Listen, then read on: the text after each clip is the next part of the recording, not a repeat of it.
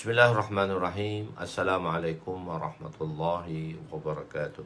Subhanaka la ilma lana illa ma 'allamtana innaka antal alimul hakim. Wa la hawla wa la quwwata illa billahil aliyyil azim. Rabbi yassir wa la tu'assir wa tammim bil khair ya fattah. Wa bika nasta'in.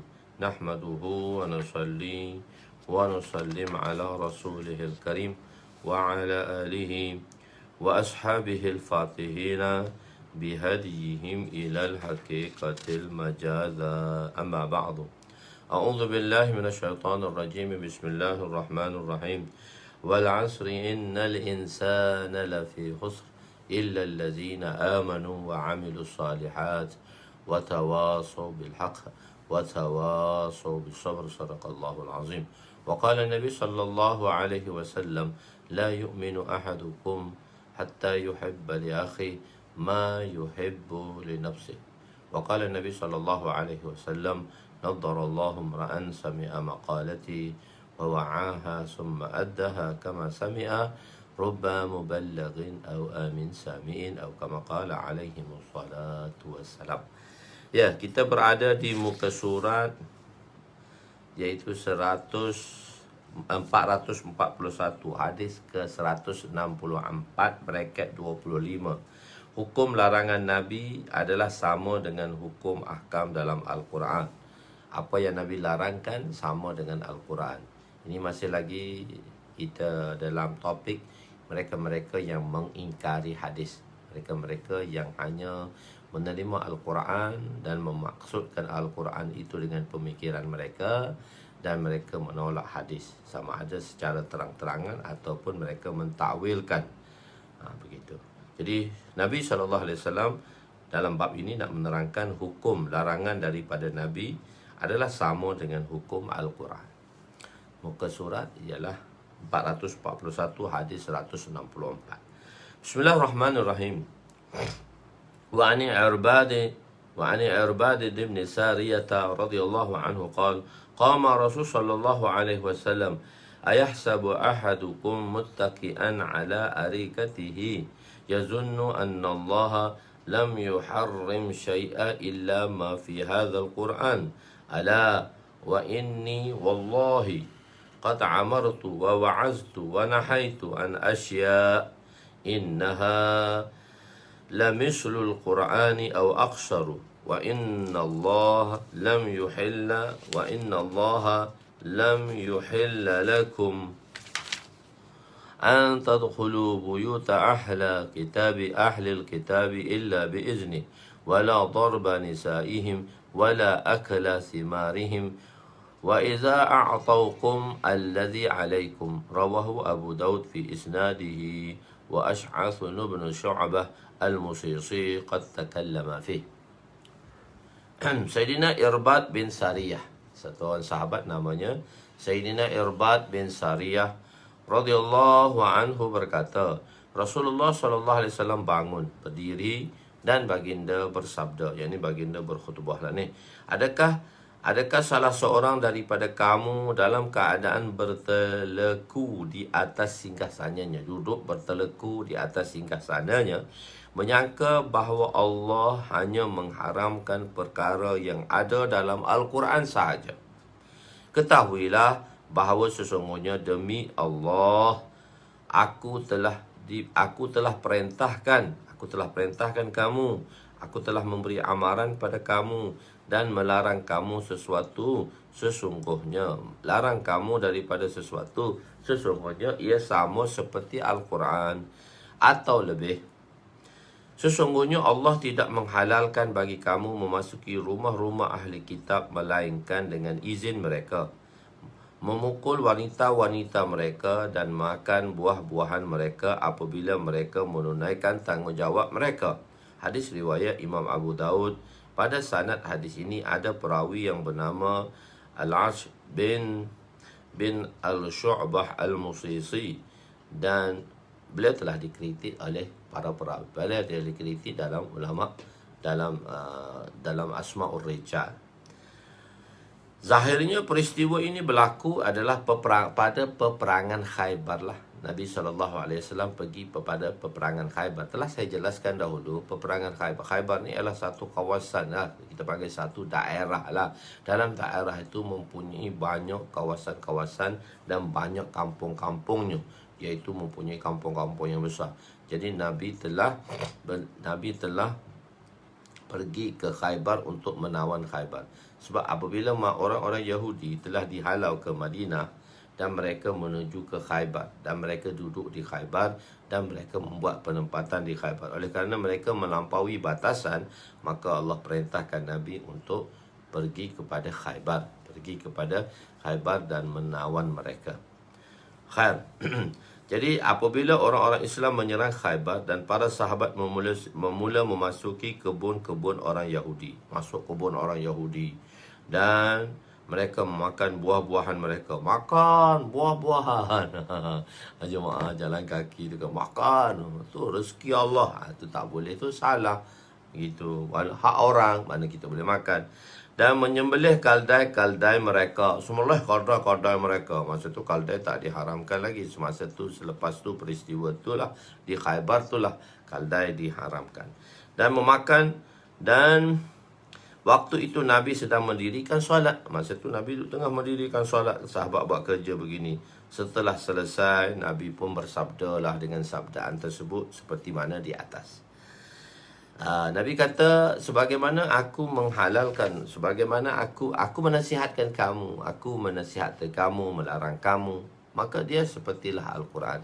Di sini perkataan lebih sama seperti Al-Quran atau lebih.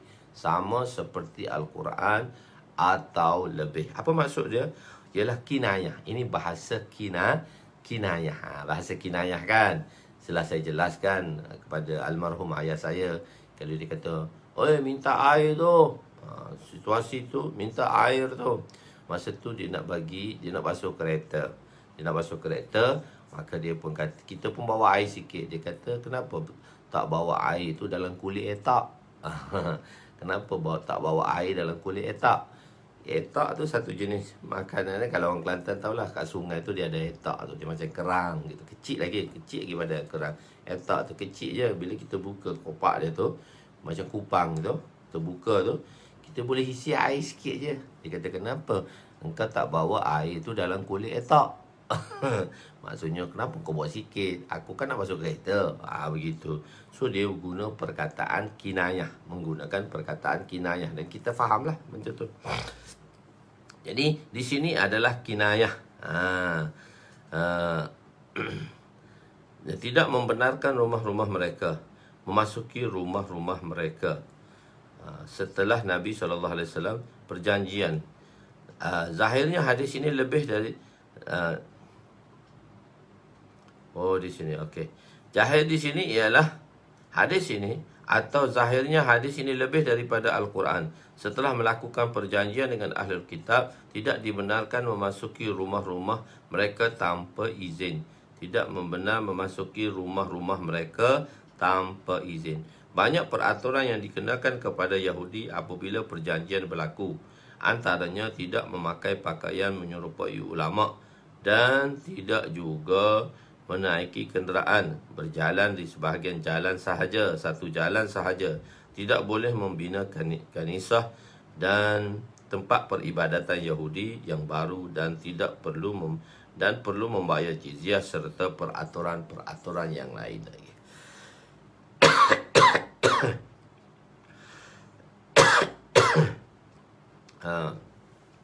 Jadi memukul wanita iaitu kinayah, iaitu memukul di sini ialah tidak memukul, bukan memukul maksudnya, iaitu tidak memukul ini tidak melakukan hubungan dengan wanita tadi, hubungan. Jadi dia sebagai hamba kan, hamba maka tak boleh lah. Masa tu hamba tu sudah halal, tapi Nabi kata tak boleh melakukan jima' dengan wanita-wanita Yahudi, tawanan Yahudi sebelum diistibrakkan.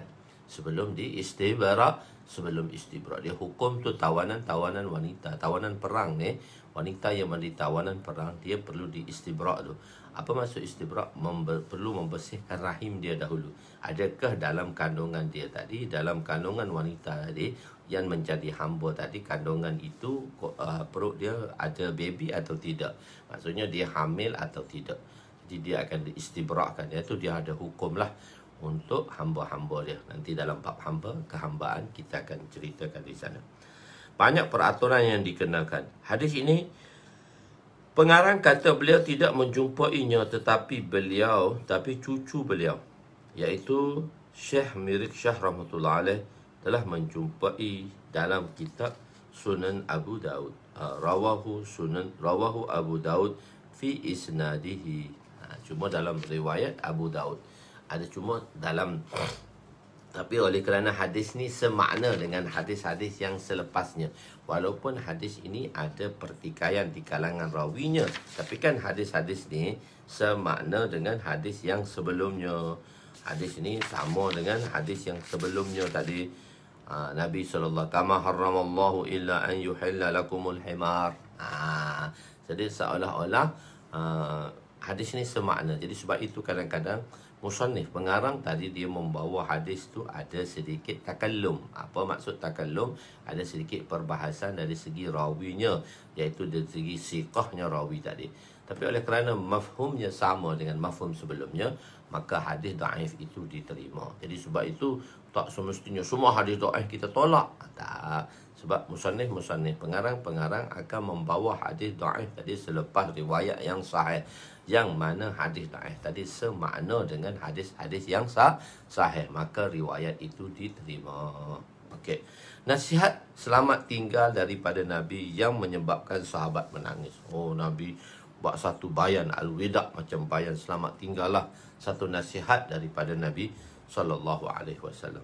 Wa an Irbad bin Sariyah radhiyallahu anhu qala shalla bina Rasul sallallahu alaihi wasallam zata yaumin thumma aqbala alaina biwajhihi wa wada'ana mau'izatan balighatan zarafat minha uyun wa wajilat minha alqulub. Qala rajulun ya Rasulullah ka'anna hadhihi mawdi'atul mawaddi' fa'awsina. Qala usikum bitaqwallah was-sam'i wat-ta'ah wa in kana 'abdan habasiyyan fa innahu man ya'ish minkum ba'di fasayara ikhtilafan katsira fa 'alaykum bi sunnati wa sunnati khulafa'ir rasyidin al-mahdiyyin tamassaku biha wa 'addu 'alayha bin nawajiz wa iyyakum wal muhdatsatil umur fa inna kullu muhdatsatin bid'atun wa kullu bid'atin dalalah. Rawahu Ahmad wa Abu Daud wa Tirmidzi wa Ibnu Majah illa annahuma lam yazkura as-salah. Sayyidina Irbad bin Sariyah, hadis yang ke-165.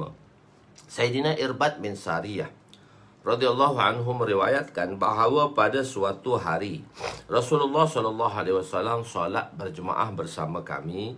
Kemudian baginda menghadap kami dan memberi nasihat dan yang memberi kesan dalam hati kami. Kadang-kadang nasihat yang kami sampaikan tu, yang disampaikan oleh Rasulullah SAW, terjunam ke dalam hati sahabat dan ke semua nasihat-nasihat. Tapi hak ni rasa lain sikit. So dia feeling tu lain sikit.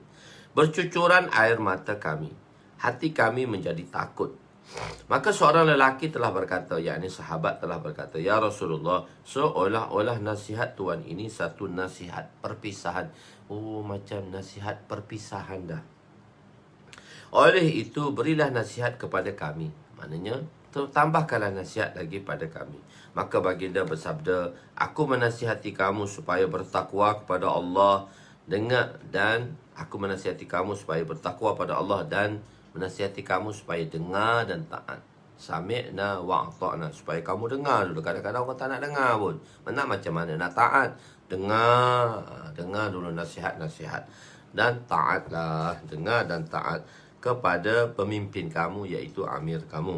Walaupun ketua kamu itu seorang bangsa Habsyi sekalipun, bangsa Habsyi sekalipun, maka sesungguhnya sesiapa yang hidup selepasku, dia akan melalui perselisihan yang sangat banyak. Hendaklah kamu melazimkan sunnahku dan sunnah khulafa' rasyidin yang diberi petunjuk. Hendaklah kamu berpegang dengannya dan gigitnya dengan geraham, dan jauhilah perkara yang baru. Sesungguhnya setiap bersalahan, sesuatu yang bersalahan dengan syariat. So perkara baru tu pun saya tulis tu bersalahan dengan syariat adalah bid'ah, dan bid'ah itu adalah sesat. Jadi sebab apa saya masukkan gitu? Sebab kita dah jelaskan dahulu bahawa dalam keduniaan, perkara-perkara dalam keduniaan, dalam perkara-perkara keduniaan ni dia tak bid'ah, tapi dia ada garisan syariatnya. Begitu juga dalam amalan-amalan agama yang lain, dia ada garisan syariat. Jadi terjemahan dia garisan syariat tadi. Sesungguhnya setiap yang bersalahan dengan syariat adalah bid'ah. Dan bid'ah tersebut yang bersalahan dengan syariat itu adalah sesat. Hadis riwayat Imam Ahmad, Imam Abu Daud, Imam Tirmizi dan Imam Ibnu Majah, melainkan dalam riwayat mereka berdua tidak menyebut tentang solat. Yang ini dia tak sebut bahawa Nabi solat bersama kami dan Nabi berkhutbah. Cuma mereka dalam riwayat yang kedua tu menyatakan bahawa Nabi menyampaikan nasihat kepada kami. Muhtaram Ustaz Pengarang. Jadi ustaz saya Muhtaram Ustaz Pengarang. Jadi bila penerangan ni dia daripada saya lah. Jadi saya kata dia, dan terjemahan hadis, terjemahan dan pengarang. Pengarang tu daripada saya lah. Dan saya ambil mana-mana, syarah, saya aturkan, saya ambil mana-mana kata-kata dalam ustaz masa kita belajar menyalin bersama beliau. So banyak perkara yang saya isikan dalam penerangan tadi. Tapi tidak secara detail, tapi secara ringkas supaya perkara ini dapat dibentangkan dan dimudahkan lah. Ada perkara yang detail, ada perkara yang dijelaskan secara ijmali sahaja, secara kasar.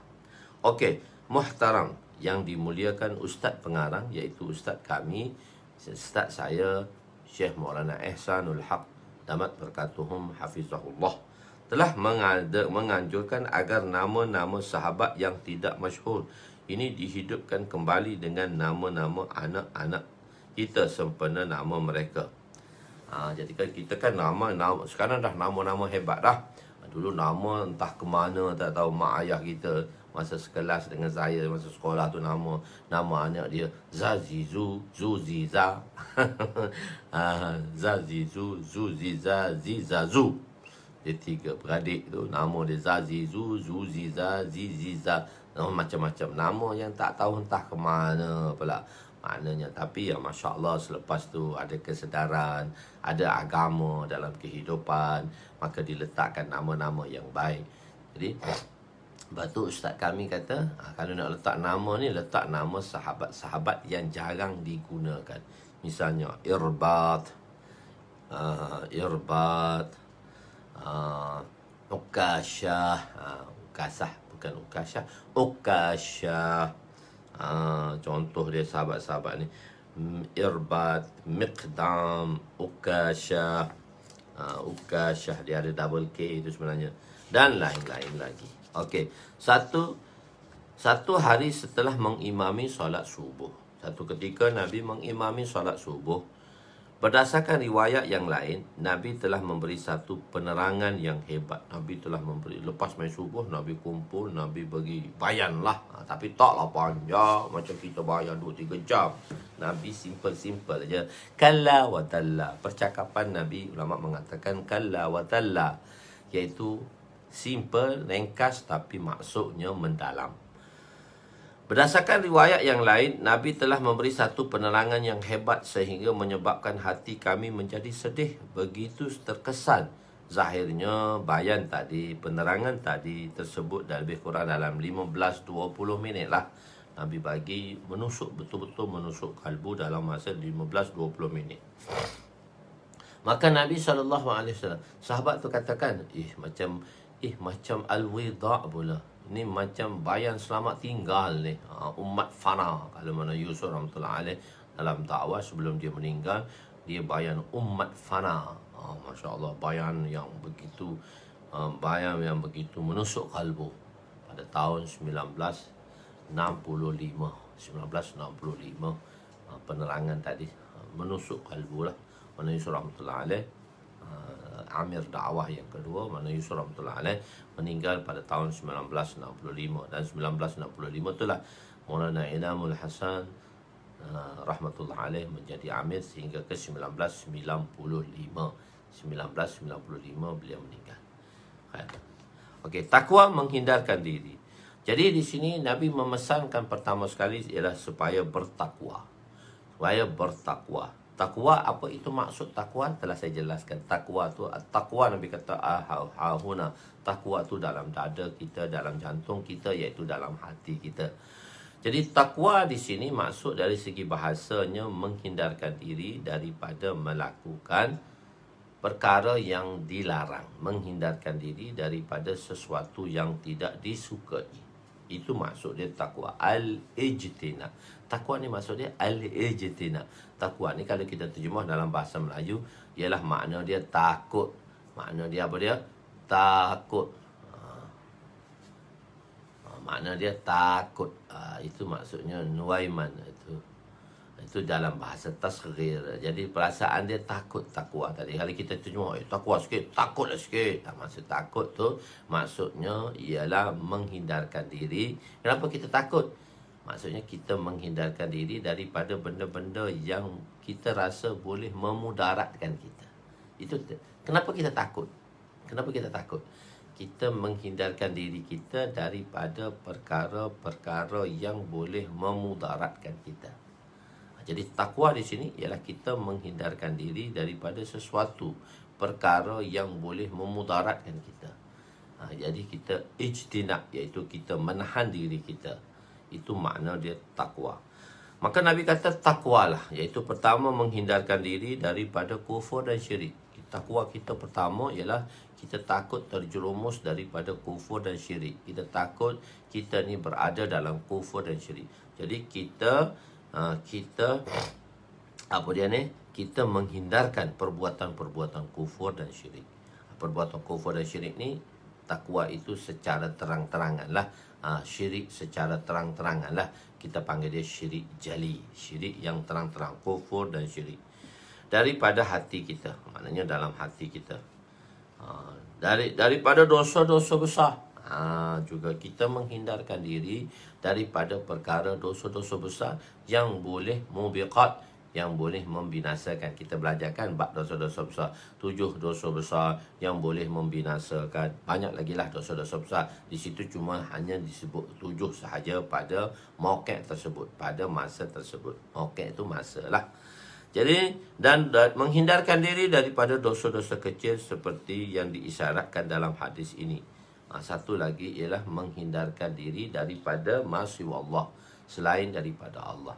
Hati kita jangan berpaut selain daripada Allah. Ini takwa yang paling tinggi. Maksudnya kita tak ada hubungan dengan siapa, kita hubungan kita dengan Allah. Ini takwa ni yang susah untuk dihadirkan. Yang takwa ni lah yang kita nak usaha. Ma'siwallah, menghindarkan diri selain daripada Allah. Ma'siwallah maksudnya selain daripada Allah. So hati kita cenderung kepadanya sahaja. Sebagaimana firman Allah SWT, diambil takwa tu dari 3 makna ni, diambil daripada firman Allah Ta'ala surah Ma'idah ayat 93. Laisa 'alal ladzina amanu wa 'amilus salihat, laisa 'alal ladzina amanu wa 'amilus salihat junahum fi ma ta'imu iza mattaqaw. Sekali ittaqa, ma ittaqa, iza mattaqa wa amanu wa 'amilus salihat summat taqaw. 2 kali. Wa amanu summat taqaw wa ahsanu wallahu yuhibbul muhsinin. Tidak ada dosa bagi orang beriman setelah mengerjakan amal yang soleh pada apa yang telah mereka makan terdahulu. Ini kisah ni turun kepada sahabat-sahabat yang takutlah amalan-amalan mereka yang dahulu. Amalan-amalan mereka yang sebelum mereka syirik tadi. Amalan-amalan mereka sebelum mereka syirik tadi, sebelum amalan-amalan mereka yang mana pada zaman mereka syirik tadi mereka takut. Jadi takut pasal ni Allah kata, ni Allah turunkan ayat ini.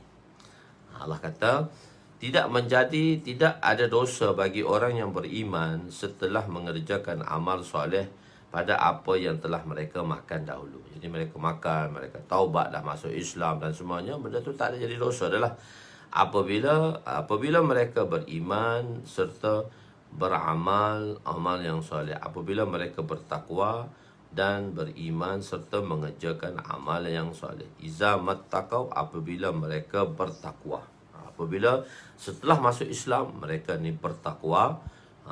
Ya ayyuhallazina, ni pun Allah berikan, Allah perintahkan takwa ini pada orang beriman 3 kali.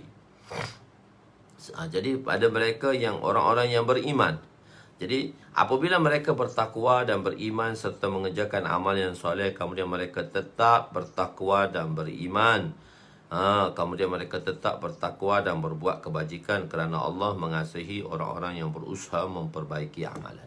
Jadi di sini ulama mengatakan orang-orang yang sudah beriman dan orang-orang yang sudah beramal soleh pun Allah SWT pesan lagi kepada mereka-mereka, iaitu pada kita orang yang beriman dan orang-orang yang beramal soleh ini, supaya menghasilkan takwa dan menjaga takwa.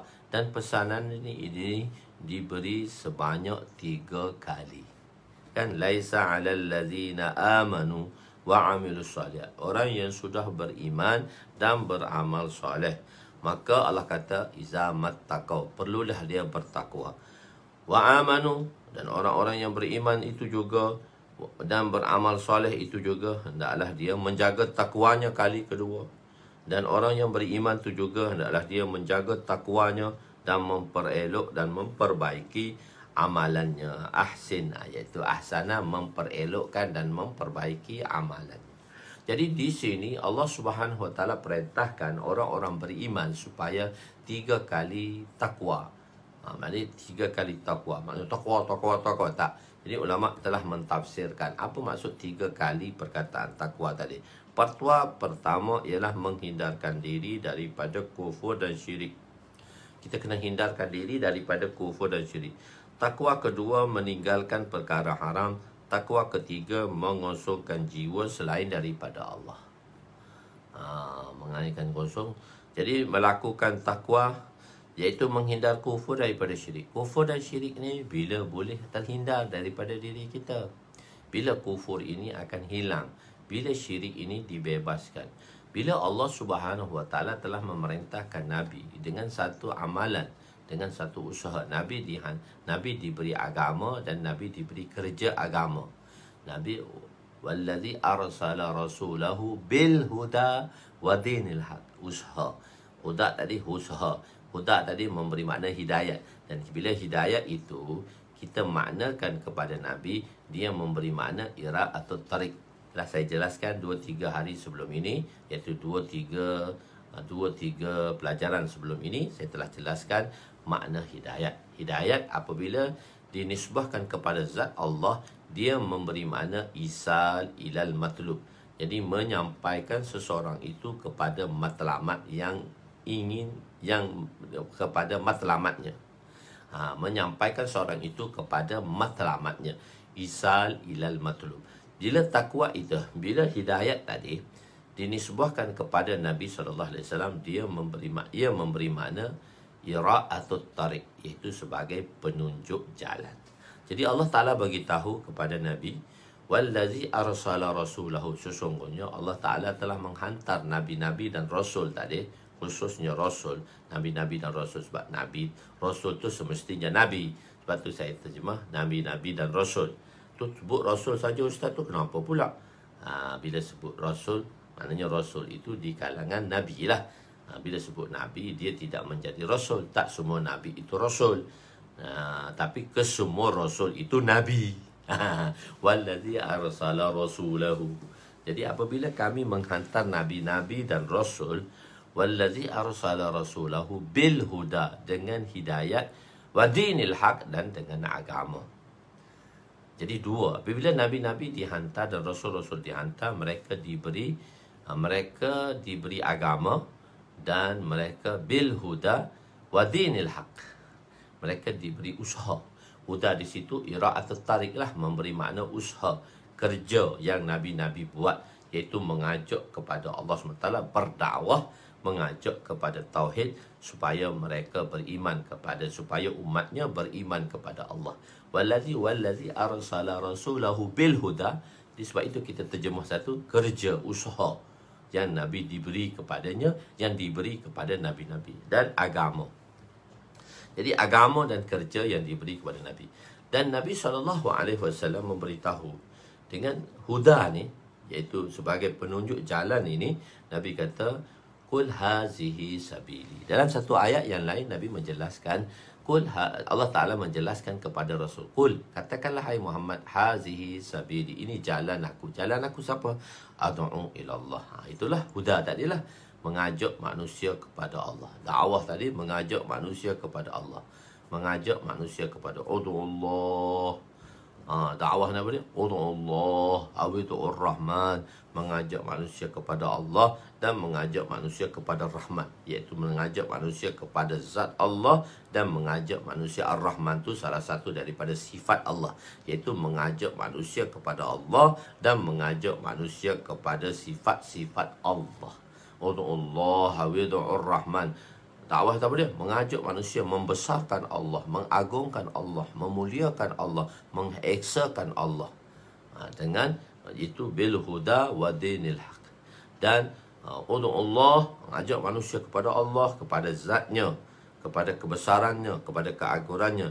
Dan bil huda wa Allah hawidur rahman, dan mengajak manusia kepada Rahman, iaitu mengajak manusia kepada sifat-sifat Allah dengan nama Allah yang 99 tadi.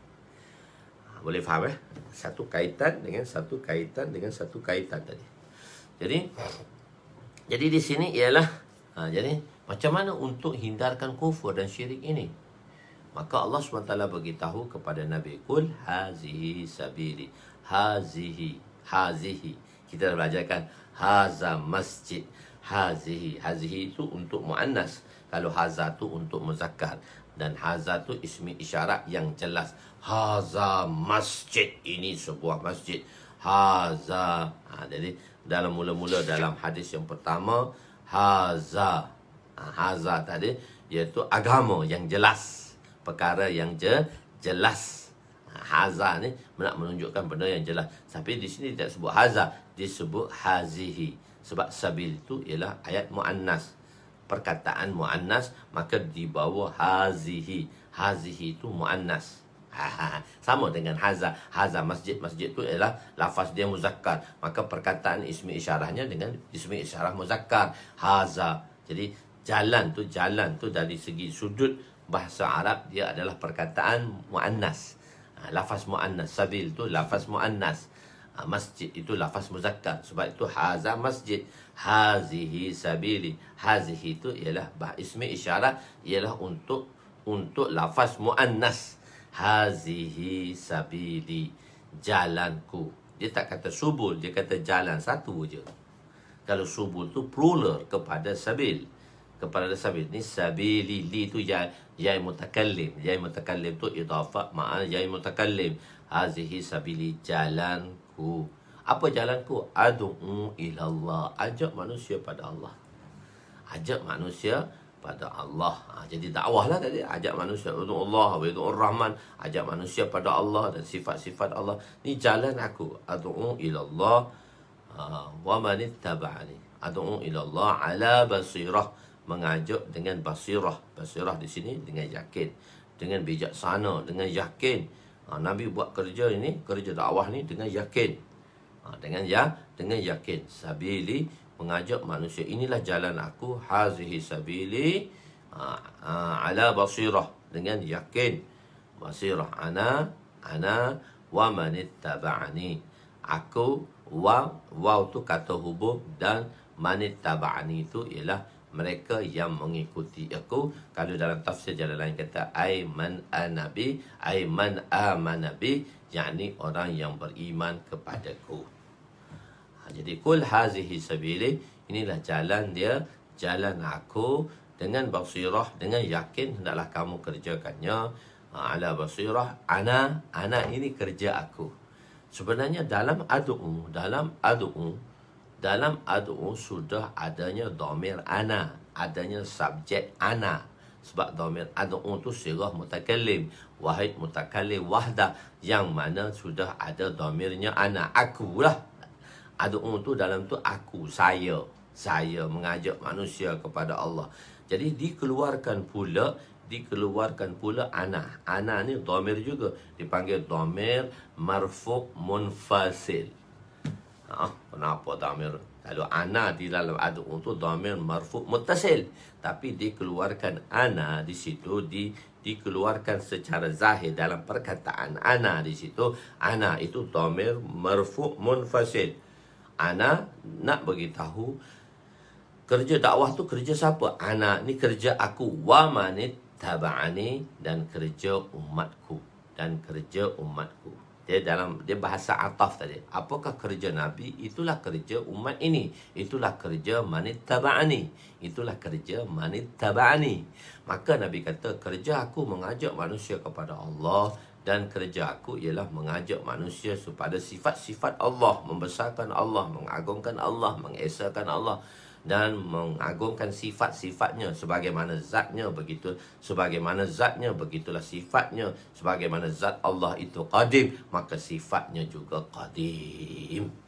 Al-Quran tu juga salah satu daripada sifatnya kalamullah, dan sebab tu kalamullah tu qadim. Perbahasan ni kita telah jelaskan macam mana perbahasnya Imam Ahmad dengan Mu'tazilah yang mengatakan Quran itu qadim. Atas dasar apa? Dan Mu'tazilah mengatakan Al-Quran itu hadis. Al-Quran itu hadis baru, bukan qadim.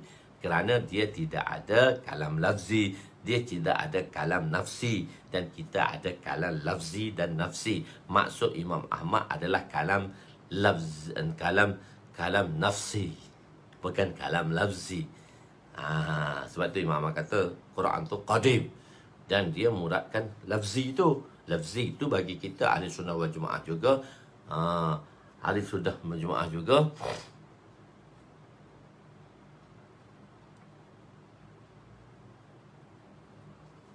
jadi hadis sunnah juga. Tak apa, boleh tengok selepas itu. Jadi begitu. Quran itu lafzi, Quran itu qadim. Jadi di situ ada perbahasan, penerangan dia satu persatu. Jadi okey. Jadi mengajak manusia, anak ni kerja aku. Wa manittaba'ani, dan inilah kerja pengikutku.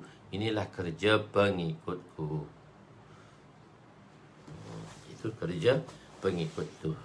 Hadis tu kalau dari segi lafzi lah baharu. Hadis tu dari segi lafzi dia panggil baharu. Tapi kalau sebut hadis tu baharu, nanti orang faham dia lain pula. Hadis tu hadis Rasulullah, tapi makna hadis tu baharu. Dia ambil daripada perkataan qadim. Hadis tu lawan dia qadim. Makna dari segi bahasa lah. Kalau dari segi istilah, hadis tu perkataan Nabi lah, perbuatan Nabi lah, dan takrir Nabi lah. So dia tengok pada macam mana situasi masa kita membahaskan perkara ini. Tak boleh kita kata hadis tu baru, dia orang pening kepala pula. So dia tengok pada situation. Tapi kita fahamlah mana situation yang kita ada padanya, dan di mana perbahasan kita sewaktu perbahasan itu kita jalankan, sama ada dari sudut lafzi ataupun dari sudut istilahiyah. Okey, so kita melihat dengan banyak cara. Okey, tak apa. Jadi anak ni kerja aku, wa manittaba'ani, dan tu huruf ataf, dan nak beritahu manittaba'ani apakah kerja anak. Sebab anak tu ambil di dalam ad'u, dikeluarkan daripada dhamir ad'u. Apa kerja anak? Ad'u, mengajak manusia pada Allah. Dan umatku apa dia? Umatku ni dia kena buat kerja macam kerja akulah, iaitu mengajak manusia kepada Allah. Tapi Nabi akhir ayat tadi, wama, dan bukanlah ana, aku, wama ana minal musyrikin, dan bukanlah aku daripada golongan yang mensyarikatkan Allah. Bukanlah aku daripada golongan yang mensyarikatkan Allah dengan sesuatu. Bukan golongan yang mensyarikatkan Allah.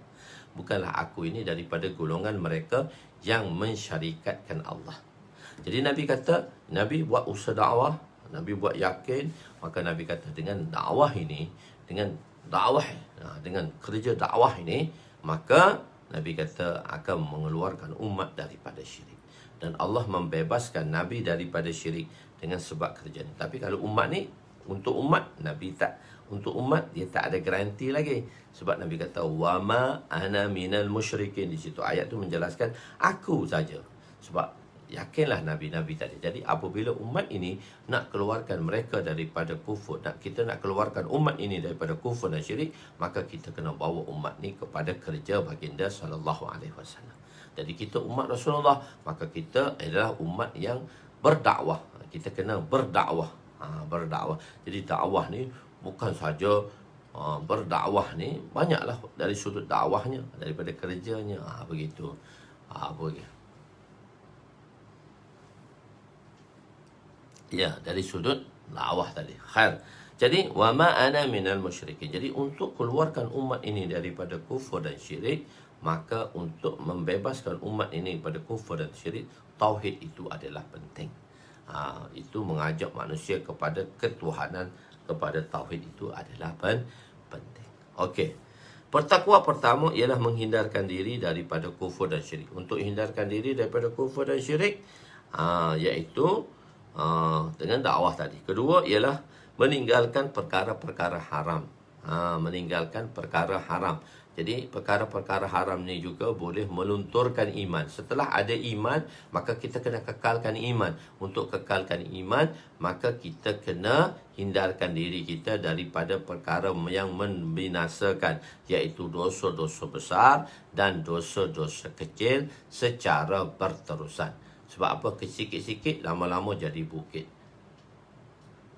Sikit-sikit lama-lama jadi bukit. Jadi perkara yang kecil selepas itu jadi besar. Perkara yang kecil jadi besar.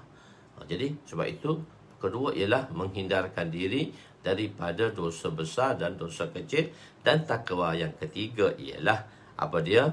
Iaitu menghindarkan diri kita daripada selain daripada Allah. Melawan selain daripada Allah, menghindarkan diri kita selain daripada Allah. Maknanya masih wallah. Ni takwa ni yang paling susah ni. Takwa ni lah yang paling susah. Hati kita ni tak ada lagi dah pergantungan pada siapa kecuali pada Allah. Kecuali pada Allah. Hati kita, takluk kita, hubungan kita dengan Allah. Kadang-kadang lidah kita kena jaga. Lidah kita kena jaga. Ni kita jaga lidah saja. Gini. Hati kosong. So dia dua-dua. Dia dua-dua. Orang kata, ni Allah. Tapi dalam hati semua takut. Takut makhluk. Tak boleh lah. Jadi kita kena zahirkan. Kita kena ada iman itu dalam hati. Sebab tu iman tu benda tak nampak. Benda tak nampak. Jadi, dan Nabi kata, pertama, dan aku perintahkan kamu juga mentaati amir kamu, mentaati pemimpin kamu, ulil amri, iaitu mentaati amir kamu, mentaati pemimpin kamu. Walaupun pemimpin itu daripada orang Habsyi sekalipun. Walau kana habasyian, walaupun Habsyi sekalipun. Dalam riwayat yang lain dinyatakan bahawa pemimpin itu Quraisy. Dia ada sedikit pertelingkahan. Al-a'immah minal Quraisy. Nabi kata a'immah minal Quraisy. Pemimpin tu Quraisy. Tapi kenapa pula Nabi kata walaupun pemimpin itu seorang hamba Habsyi sekalipun. Kita kena faham satu-satu konteks bahasa yang digunakan dalam sabdaan. Sebab perkataan Nabi ni kalla wa dalla. Perkataan Nabi ni dia pendek tapi dia mempunyai maksud yang dalam dan tajam. Kalau kita tengok dari segi bahasanya, saya tengok dari segi zahir lafaz perkataannya berbezalah. Nabi kata, akan datang walaupun amir yang dilantik di kalangan kamu orang Habsyi sekalipun kamu kena taat. Sedangkan Nabi pun berkata, al-a'immah, imam-imam ni, amir-amir lah, pemerintah lah. A'immah ni jamak dia kepada imam. Imam ni maksudnya imamul kubra. Dia ada dua, imamul sughra dan imamul kubra. Imamul sughra tu sembahyang dalam sembahyang jemaah tu imam sughra kita panggil. Imam kubra ni pemimpin lah. Imam kubra ni pemimpin. A'immah jamak kepada imam. A'immah, a'immah tu minal Quraisy. Nabi kata pemimpin ni ialah daripada bangsa Quraisy. Jadi kenapa Nabi kata bangsa Habsyi pula? akan jadi datang pemimpin itu daripada Habsyi. Di sini kita kena faham konteks bahasa yang digunakan pada saat itu. Maksud di sini ialah mubalaghah. Maksud di sini nak beritahu kalaulah dari segi taat, mubalaghah dari segi taat, walaupun pemimpin itu daripada orang Habsyi sekalipun kamu kena taat, lebih-lebih lagi lah pemimpin itu daripada Quraisy. Lebih-lebih lagi lah pemimpin itu daripada Quraisy. Jadi dari sudut mubalaghah, nak beritahu mubalaghah makna penekanan dari sudut ketaatan kepada pemimpin. Okey, a'immah. Okey, maksudnya di sini ialah mubalaghah dalam ketaatan. Yakni jika Habsyi sekalipun perlu ditaati, maka lebih-lebih lagi lah kalau Quraisy. Maksud yang lain ialah pemimpin itu daripada Quraisy. Pemimpin besar ni, maksud kedua pula ulama kata pemimpin besar ni memang Quraisy, tapi ada pemimpin kecil ni mungkin ada juga daripada golongan-golongan yang lain selain daripada Quraisy. Ketua jabatan dan sebagainya boleh dilantik daripada kalangan selain daripada ketua pengarah tu. Dia ada pengarah. Ketua pengarah tu nak jadi pengarah boleh? Tak boleh. Ketua pengarah dia ketua pengarahnya. Dia ada pengarah pula. So dia ada ketua pengarah, dia ada pengarah. Setiap lapisan tu di departmen tu dia ada pengarah pula. So dia ada ketua pengarah pula. Kalau kita tengok dari segi pangkat begitulah. Allahu Akbar. Maka sesungguhnya siapa yang hidup selepasku, Nabi kata, akan melalui perselisihan, ikhtilaf. Dah kan? Ikhtilafan kasira. Nabi tak kata khilaf, Nabi kata ikhtilaf. Ikhtilafan kasira. Cuma kita guna perkataan khilaf. Sebenarnya perkataan tu ikhtilaf, berbeza pendapat. Jadi Khulafa' Rasyidin. Jadi selepasku melalui perselisihan yang banyak. Ikhtilaf di sini maksudnya sama ada dari segi imarah, dari segi pemerintahan, dari segi akidah dan juga dari segi fiqahnya. Lain-lain tu dari segi fiqah, muamalatnya dan sebagainya, kamu akan dapati ikhtilaf. Akan berlakunya ikhtilaf di kalangan kamu. Okey. Maksud Khulafa' Rasyidin ialah Sayyidina Abu Bakar, Sayyidina Umar dan Sayyidina Uthman dan Sayyidina Ali. Maksud sunnah ialah sunnah Rasulullah. Tetapi apabila berlakunya perubahan zaman dan kamu melihat Khulafa' Rasyidin itu melakukan perkara yang tidak dilakukan oleh Rasulullah, maka hendaklah kita mengikut apa yang dilakukan oleh mereka. Sebab tu Sayyidina Umar pun katakan dia yang memulakan sembahyang tarawih secara berjemaah. Maka Sayyidina Umar sendiri berkata, ni'matu bid'ati hazihi. Ni'matu bid'ati hazihi.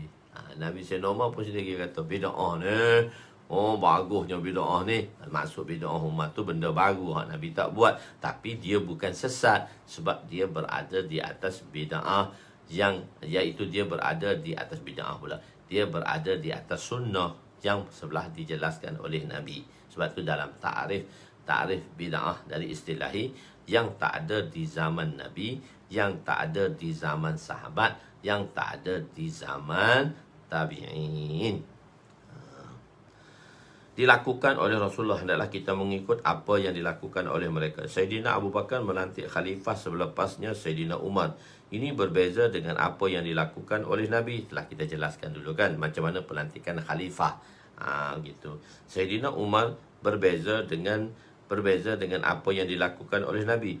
Jika sekiranya peristiwa ini berlaku di zaman Nabi, maka baginda juga akan melakukan seperti yang dilakukan sahabat. Jika di zaman Nabi perkara ini berlaku, maka Nabi akan buat macam tu, macam mana Sayyidina Umar telah buat menentukannya. Sayyidina Abu Bakar buat lain, ya kan? Nabi tak lantik siapa menjadi khalifah, tapi orang Islam telah melantik Sayyidina Abu Bakar menjadi khalifah. Sebelum Sayyidina Abu Bakar wafat, meninggal, Sayyidina Abu Bakar dah lantik terus Umar menjadi khalifah dengan menentukan orang, dan Nabi tidak menentukan siapa. Jadi Umar dengan Nabi dengan Abu Bakar pun sudah berbeza. Baginda sallallahu alaihi wasallam dengan Sayyidina Abu Bakar pun sudah berbeza. Dan Umar datang, dia ada dua jalan depan dia. Jadi Umar ambil joint venture. Umar tetapkan pemimpin daripada kalangan 6 orang, cuma tak tetap siapa di kalangan 6 orang tadi. Telah kita jelaskan sebelum ini, so saya tak nak jelas lagi. Kita terus lagi. Peganglah kamu dengan gigi geraham, iaitu berpegang teguh. Maksudnya pegang betul-betul. Maksud kedua, mungkin dalam menjalankan sunnah tersebut, maka seorang itu akan mendapati kesusahan. Memang susah nak istiqamah sunnah ni, nak berada pada satu-satu amalan sunnah ni memang susah. Dalam perjalanan sunnah dan mungkin menjalankan sunnah tersebut, maka seorang itu akan mendapati kesusahan. Maka hendaklah bersabar dan menanggung kesusahan tersebut. Bersabar sehingga manisnya iman itu. Mahdiyin. Apa itu Mahdiyin? Yang diberi petunjuk. Khulafa ialah Khulafa Rasyidin, ialah orang yang berpegang teguh dengan sunnah Nabi. Oleh itu hendaklah mengikuti sunnah-sunnah mereka, iaitu sunnah Khulafa Rasyidin. Apabila perkara-perkara baru wujud dalam agama, hendaklah menghindarkannya, iaitu bid'ah, bid'ah dalalah, bid'ah yang sesat. Kerana bukan setiap perkara baru itu sesat. Kerana seperti yang dibincangkan dahulu, bid'ah terbagi kepada dua. Ada yang hasanah dan ada yang dalalah. Yang hasanah pula dan bid'ah tu bid'ah baik, bid'ah hasanah dan bid'ah dalalah, bid'ah yang sesat. Dan bid'ah pula dibahagi kepada 3. Bid'ah lughawiyah yang terbahagi kepada 5. Bid'ah lughawiyah yang wajib, dari sudut lughawiyah yang wajib, yang sunat, yang harus, yang makruh dan yang haram. Dan di dalam bid'ah istilahiyah serta bid'ah, satu lagi bid'ah amaliyah. Telah kita jelaskan sebelum ini. Jadi tak semuanya, semua benda baru tu bid'ah. Tak semua benda baru tadi bid'ah. Sebab itu benda perkara yang bersalahan dengan syariat. Betul, di dalam perkara dunia tidak ada bid'ah. Dalam komputer tidak ada bid'ah. Dalam mobile tidak ada bid'ah. Tak bid'ah pun, zat tu tak bid'ah. Tapi penggunaannya tu, adakah dia bersalahan dengan bersalah? Sebab ada orang kata, mana video bid'ah? Mana handphone bid'ah? Dia tak termasuk di dalam perbahasan bid'ah. Betul, tetapi penggunaan dia tadi, adakah mengikuti syariat atau tidak mengikuti syariat? Adakah melihat video yang buruk, video cerita-cerita yang buruk, sama dengan melihat perkara yang baik? Berbeza, sebab syariatlah yang mengatakan perkara itu baik atau tidak. Yang bersalahan dengan syariat. Jadi tak semua benda baru itu, benda baru tadi bid'ah yang menyesatkan. Di ulama telah menggariskannya dengan garisan-garisan tersebut yang perlu kita fahami. Bukan semua benda baru, semua bid'ah. Apatah lagi perkara-perkara dalam agama, semua disebutnya bid'ah. Dan kita telah ada usul kan, sesuatu perkara tadi dah ada usul, sama ada dia haram atau dia halal dari sudut awalnya. Dan ada yang mengharamkannya dan ada yang mengharamkannya. Permasalahannya bid'ah litin dan bid'ah fitin, pembaharuan pada asal agama tadi, yang tak ada asal usulnya, dan yang tanpa ditolak yang lama tapi dikeluarkan yang baru dan mengatakan inilah ain agama dan sunnahnya. Itu bid'ah yang tak boleh dipakai. Begitu. Nabi membuat lakaran untuk memahami sahabat. Nabi buat satu lakaran untuk Nabi memahamkan sahabat. Hadis yang ke-166, bracket 27. وعن عبد الله بن مسعود رضي الله عنه قال خط لنا رسول صلى الله عليه وسلم خطا ثم قال هذه سبيل الله ثم خط خطوطا عن يمينه وعن شماله قال هذه سبل هذه سبل. Tapi di sini disebut هذه سبل sebab muannas tadi. dan jamak tu juga dia pada kain makan muannas walaupun dia muzakkar.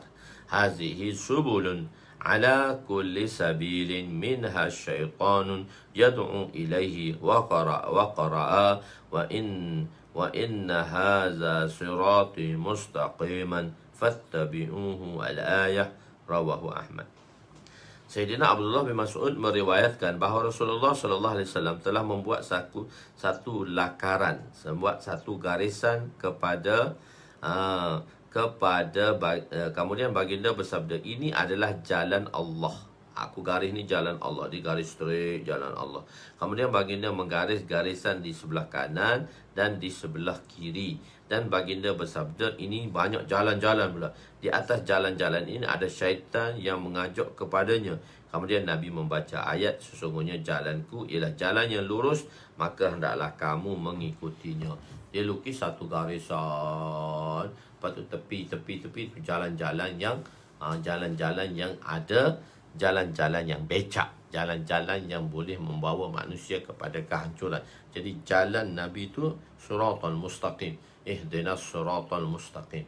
Sebab kita kena minta jalan yang lurus. Berilah petunjuk, ihdinas sirat, berilah petunjuk kepada kami, ihdinas sirat, petunjukilah kami jalan yang lurus.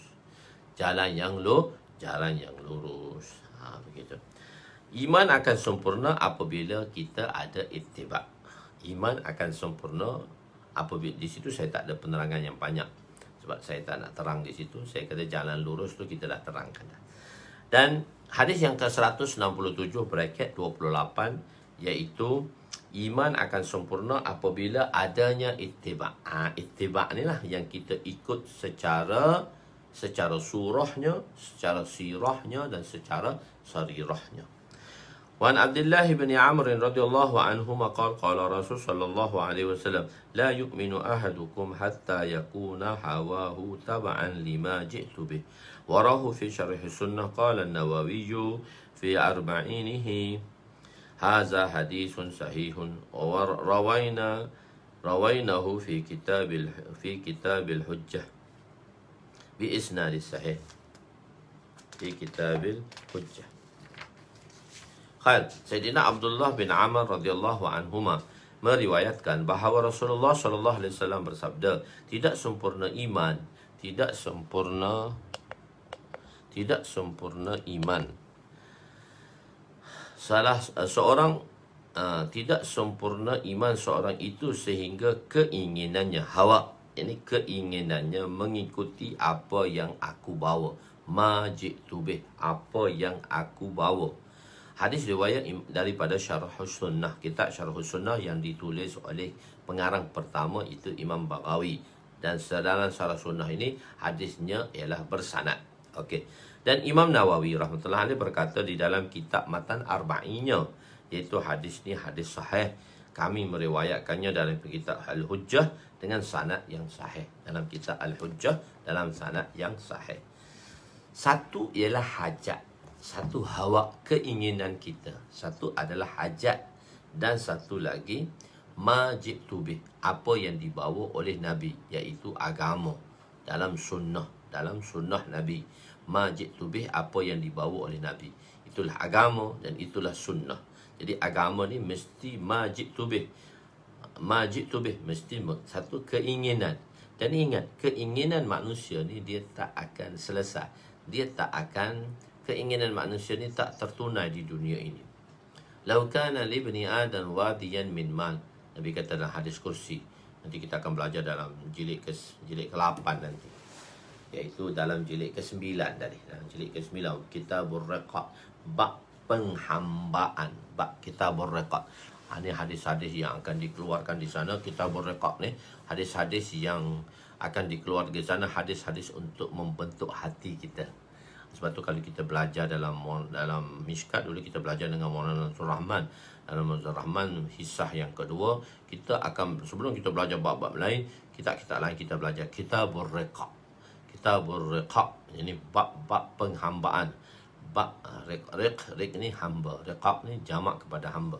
kitab-kitab penghambaan. Dan hadis-hadis yang akan disebut ialah hadis-hadis untuk membaiki hati kita, akhlak kita dan sebagainya. Dan ini di dalam jilid ke-9 insya-Allah. Jilid ke-9 ni saya target tahun ni nak akan siap, tapi mungkin oleh kerana PKP kita ni, COVID ni dia lambat sikit. Ada khair lah dengan sebab apa berlakunya demikian. Allahu akbar. Ma asabaka min hasanatin famin Allah wa ma asabaka min sayyi'atin famin nafsi. Khair. Jadi satu, Nabi kata lau kana li ibni adam wadiyan min mal, wadiyan min mal. Jika la batigha saniyan, jika kita ada satu kebun, satu lembah. Lembah ni lembah Kelang Valley lah lembah ni. Lembah ni Kelang Valley lah 10 km 20 km persegi. La batigha saniyan, nescaya orang tu tak cukup. Dia akan cari nombor 2, lembah yang kedua. Walau kana li ibni adam wadiyani min mal, jika anak Adam tu dia ada lembah emas, lembah harta, bukan lembah pokok-pokok ni, bukan sawit ni, harta keluar tu, cangkul-cangkul tu keluar harta, keluar emas. La batigha salisan, la batigha salisan, la batigha salisan, dan dia akan ambil nombor 3. Dia akan nombor 3. Dia akan cari nombor 3. Wala yamla'u jawfani bani Adam illa turab, dan yang akan mengenyangkan perut anak Adam tidak lain tidak bukan ialah dengan tanah sahaja. Jadi keinginan manusia ni bukan asal. Tidak ada satu keinginan pun dapat diselesaikan. Untuk menyelesaikan keinginan manusia dalam syurga, walakum fiha ma tashtahi anfusukum walakum fiha ma tad'un nuzulan min ghafurir rahim. Nuzulan min ghafurir, walakum fiha ma tashtahi. Di syurga tu Allah Taala kata walakum fiha ma tashtahi, hawa, apa yang diinginkan. Walakum fiha ma tad'un, apa yang didoakan. Nuzulan tu bukan turun di sini, maksudnya tetamu. Ala tanzilu bina fatusiba khaira, tanzilu bina. Kenapa tak nak jadi tetamu kami? Fatusiba khaira, kalau jadi tetamu kami, kamu akan dapat kebaikan yang banyak apabila menjadi tetamu kami. Nuzulan tu bukan turun, walaupun nuzul tu makna turun, tapi nuzulan min ghafurur rahim. Nuzulan di sini ialah sebagai tetamu Allah yang Maha Ghafur lagi Rahim, dan di sanalah Allah akan menyempurnakan keinginan kita di syurga Allah, dan segala keinginan dan hajat kita akan ditentukan. Di dunia ini kita kena tahan hajat kita. Ma ji'tu bih ma la yu'minu ahadukum hatta yakuna hawahu. Keinginan kanu ma ji'tu bih, disandarkan kepada agama yang dibawa oleh Nabi, disandarkan kepada mereka yang disandarkan kepada apa yang telah dibawa oleh Nabi. Jadi satu ialah hajat kita, keinginan kita. Satu lagi ialah apa yang dibawa oleh Nabi, iaitu agama dan kerja agama. Hajat itu bukan matlamat kita. Hajat itu bukan matlamat kita. Tetapi apa yang dibawa oleh Nabi itulah matlamat kita. Sebab matlamatlah bila kita kejar apa yang boleh menyelamatkan kita kepada matlamat. Matlamat kita nak berjaya. Matlamat kita bukan nak kenyang. Matlamat kita ialah macam mana kita dapat kejayaan. Bukan nak puas, tetapi kita mendapat kejayaan. Tapi kena dua-dua. Nak puas pun nak berjaya. Dia benda yang sulit lah. Benda yang sulit. Nak senang, nak dapat harta banyak, tak boleh lah. Kena susah dulu baru dapat kemanisannya. Sandaran baik atau buruk bukan pada sempurnanya keinginan dan hajat. Baiknya. Sebab apa? Hajat kita selesai. Sebab tu Allah Ta'ala kata, asa tuhibbu syai'a fahuwa syarrul lak. Ada benda kamu suka, benda tu tak baik untuk kamu. Asa takrahu syai'a fahuwa syarrul lak fahuwa khairul lak. Ada benda yang kamu tak suka, benda tu tak baik untuk kamu. Jadi sebab tu sandaran tu bukan hajat yang ditunaikan, bukan hajat yang kita tertunai. Tapi sebab tu Allah kata, asal tuhibbu syai'a, ada benda yang kita tak suka, asal benda yang kita suka, wa huwa syarrul lak, tapi benda tu Allah kata dia tak elok untuk engkau. Asal takrahu syai'a, ada benda yang kamu tak suka, wa huwa khairul lak, sedangkan perkara itu baik untuk kamu. Wallahu ya'lamu wa antum la ta'lamun, dan Allah lah yang Maha mengetahui dan kamu tidak maha mengetahui. Kamu tidak tahu apa-apa. Boleh faham Saya cepat sikit hari ni. Saya tak cakap perlahan-lahan. Saya cakap laju-laju je hari ni. Tak apa, tuan-tuan dah lama dengan saya, tuan-tuan boleh faham lah. InsyaAllah. Okey. Jadi asalnya ialah matlamat kita. Kita boleh korbankan keperluan untuk matlamat. Kita boleh korbankan keperluan. Sebab keperluan ni dia tak boleh bawa. Dia tak menguntungkan kita. Kita boleh keperluan. Perlu saja. Perlu yang mana ada perlu jalanlah. Matlamat tu yang nak dicapai. Matlamat tu yang nak dicapai. Sandaran baik atau buruk bukan pada sempurnanya.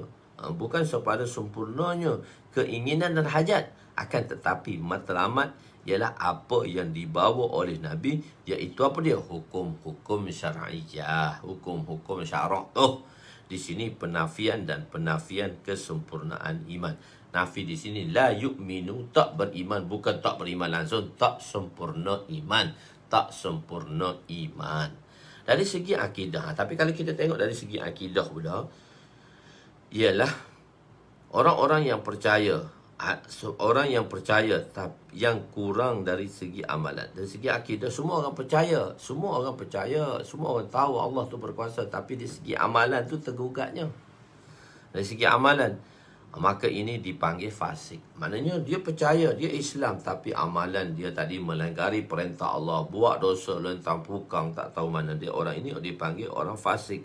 Apa yang dibawa oleh Nabi, jika maksudnya ke semua, apa yang dibawa majid tubih ni, kalau kita tengok dari sudut umum, kesemuanya, hukum ke, akidah ke, kan dalam Islam tu kan ada imaniyat, ibadat, muamalat, muasyarat dan akhlakiyat. Kalau kita tengok dari sudut keseluruhan, majid tubih ni dibawa oleh Nabi dari sudut imaniyatnya, dari sudut ibadatnya, daripada sudut muamalatnya, daripada sudut muasyarahnya, daripada sudut akhlakiyatnya. Dan jika termasuk kesemuanya tadi, dari sudut apa? Dari sudut ahkam, hukum ahkamnya, dan dari sudut akaidnya, daripada akidahnya, ke penafian ini ialah nafi tak beriman langsung, penafian asal iman, tak ada iman langsung. La yu'minu ni bukan sempurna lagi, tak beriman terus kalau kita menyatakan perkara yang dibawa itu juga dalam bentuk akidah.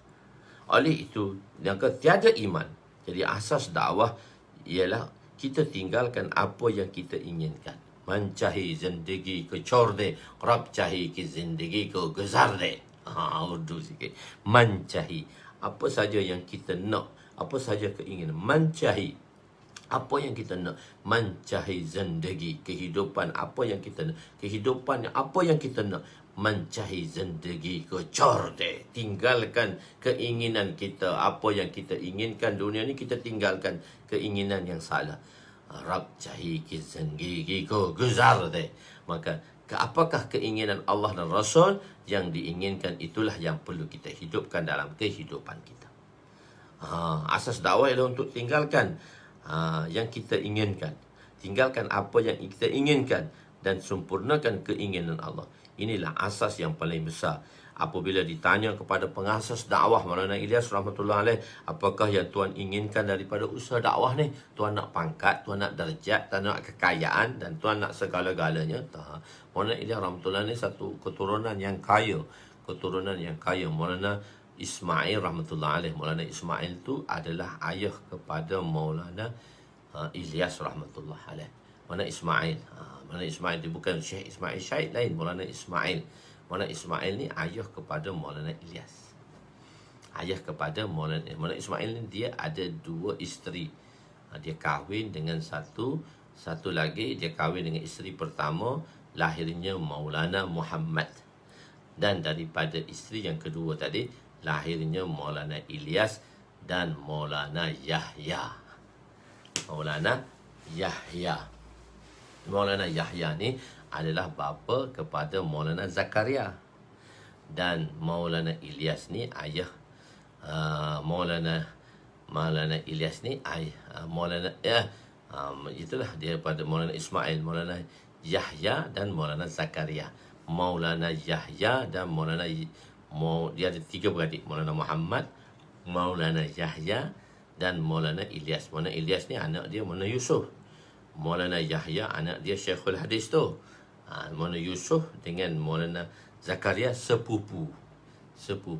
Dan Maulana Zakaria ni anak saudara kepada Maulana Ilyas. Maulana Ilyas dan Maulana Muhammad. Maulana Muhammad ni ia adalah atuk kepada Maulana Inamul Hasan. Atuk kepada Maulana Inamul Hasan. So dia sebenarnya adik-beradik je semua situ. Orang-orang sana dia kahwin dengan jaga keturunan dia tu semua adik-beradik je. Begitu. Dan Maulana Ismail ni lah. Maulana Ismail ni orang kaya. Dia dah dapat harta daripada keturunan Raja Akbar. Raja Akbar tu yang menjadi raja di usia yang kecil apabila ayahnya meninggal. Akbar Badshah dia panggil. Itu harta dia banyak. Mereka ni keturunan kaya zaman-zaman dulu lagi ni. Harta tak habis. Bukan nak harta pun. Tak ada nak harta buat lawan seorang sanjung nak dapat harta. Tak ada lah. Jadi Maulana Yusuf rahmatullah alaih. Jadi Maulana Ismail ni dia kaya. Maulana Ismail ni dia kaya. Dia harta dia banyak. Keturunan ni dia punya banyak harta. Dan Maulana Yusuf. Dan Maulana Yusuf ni Maulana Harun. Dan tak lama dia meninggal. Dan Maulana Harun ni ayah pada Maulana Sa'ad. Jadi ada orang mendakwakan Maulana Sa'ad ni ambil harta orang kerana nak harta. Sadar mereka ni orang kaya keturunan lagi.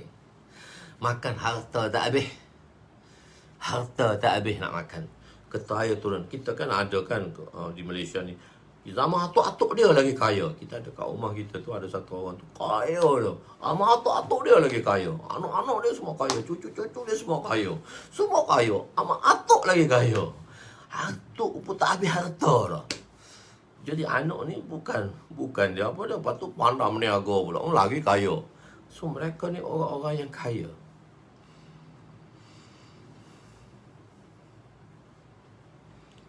Betul, mantap. Kena ngaji dulu, kena tengok dulu, mutalaah dulu. Saya katakan baca dulu. Sebelum saya baca ni, tuan-tuan baca dulu. Saya akan terangkan.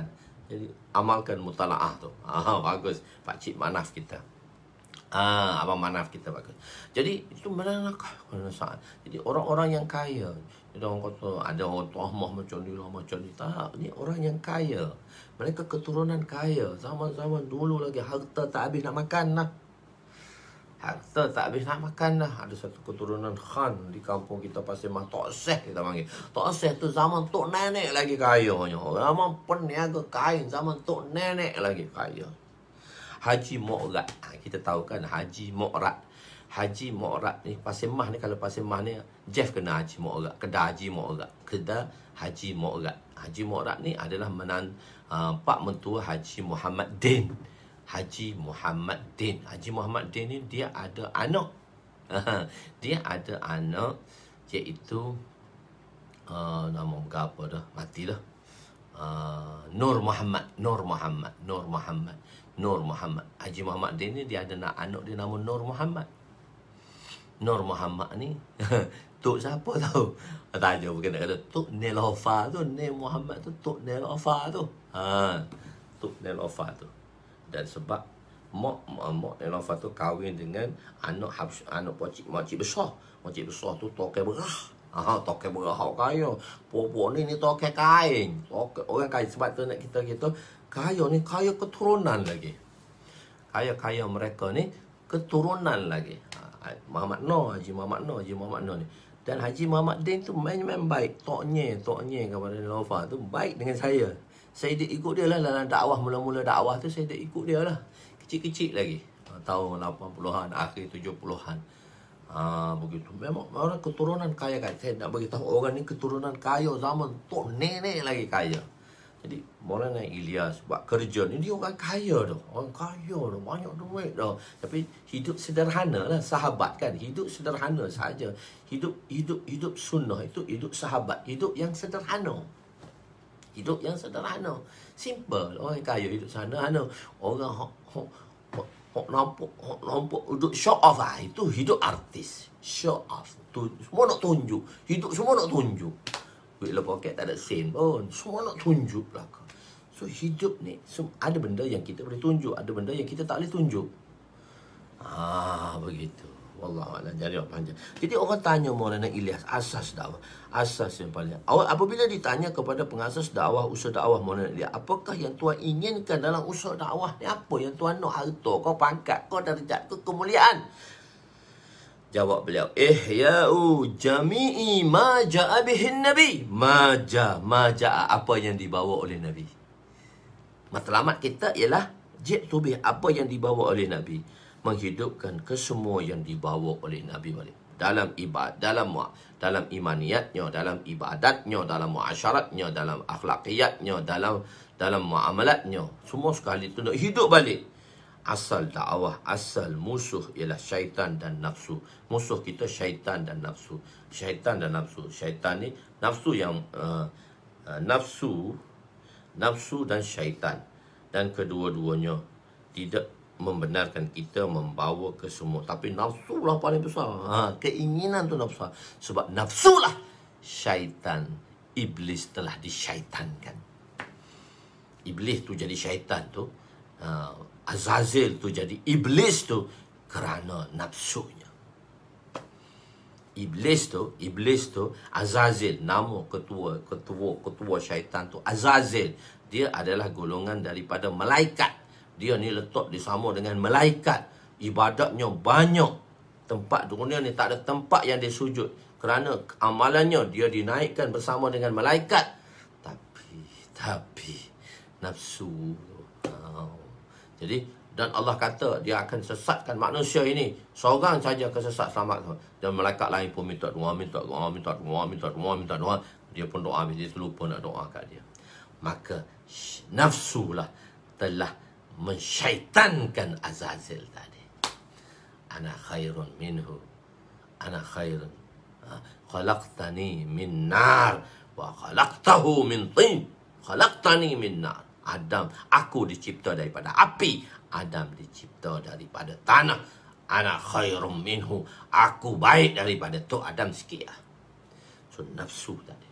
Jadi, nafsu kita tak boleh hindarkan. Kita tak boleh nak matikan nafsu kita. Sahabat nak matikan nafsu dia. Tak boleh.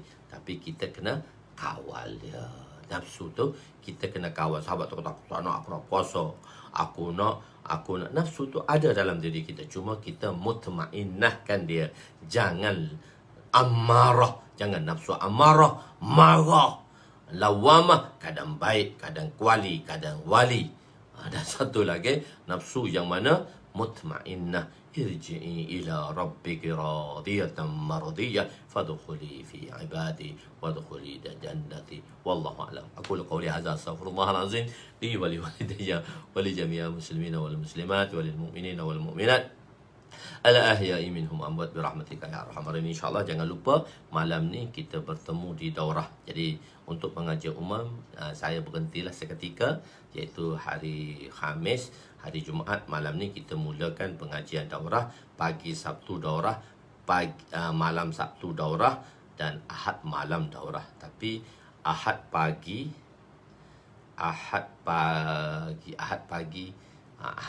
kita ada pengajian lah. Kita ada pengajian umum. Ahad pagi ada pengajian umum. Kita masuk pengajian umum Ahad pagi. Cuma Ahad malam ada daurah. Jadi siapa yang belum masuk grup daurah, boleh lagi nak berdaftar. Kalau tak boleh dah nak berdaftar dalam link tadi, hubungi siapa tu? Hubungi admin 017-603-4897. InsyaAllah boleh masuki daurah tadi untuk menghubungi admin, insyaAllah. Sebab kita akan buat daurah 2 kali sebulan pada mereka yang datang. Cikgu Hatta kita tu, Masya Allah, kawan saya daripada sekolah rendah, sekolah tingkatan 1 lah gitu. Cikgu Hatta tu, Masya Allah, kadang-kadang ada dia dalam majlis kita. Jadi kalau siapa tak boleh, misalnya dia nak berdaftar link, mungkin semalam dah tutup pendaftaran dia, tapi kita nak malam ni, so kita boleh daftar lagi. Ada siapa-siapa yang dah berdaftar, saya bagi peluang lagi lah.